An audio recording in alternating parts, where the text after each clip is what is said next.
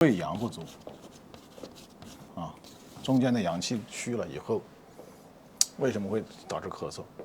阳不足怎么还会形成这种火呢？这是前面我们讲的那种气虚的阴火的问题。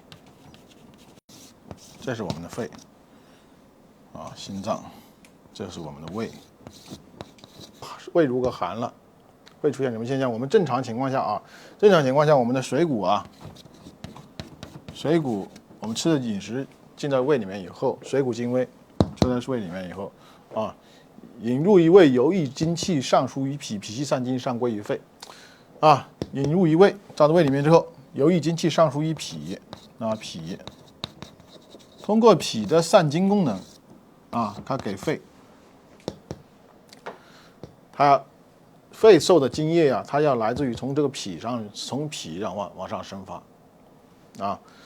它最开始是从胃里面来的，胃里面脾为胃散其津液，脾把这津液帮助胃里面的津液给它散，它怎么散？散给肺，肺以后，然后呢，它再分布，它再往下降，分给四肢百骸，分给其他脏腑。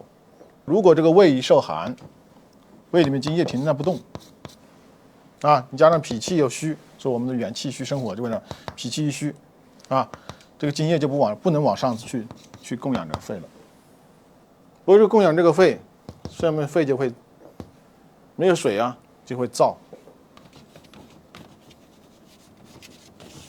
它这上面会燥，肺就会燥。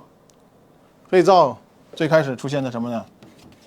最开始它不是说它那个脏气就是问题的，它最开始在它的经络里面，主管的络脉会出问题。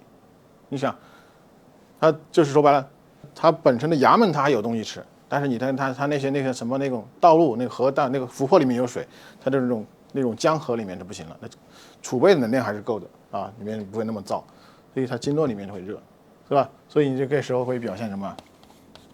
嗓子干，甚至嗓子疼。咽干咽痛。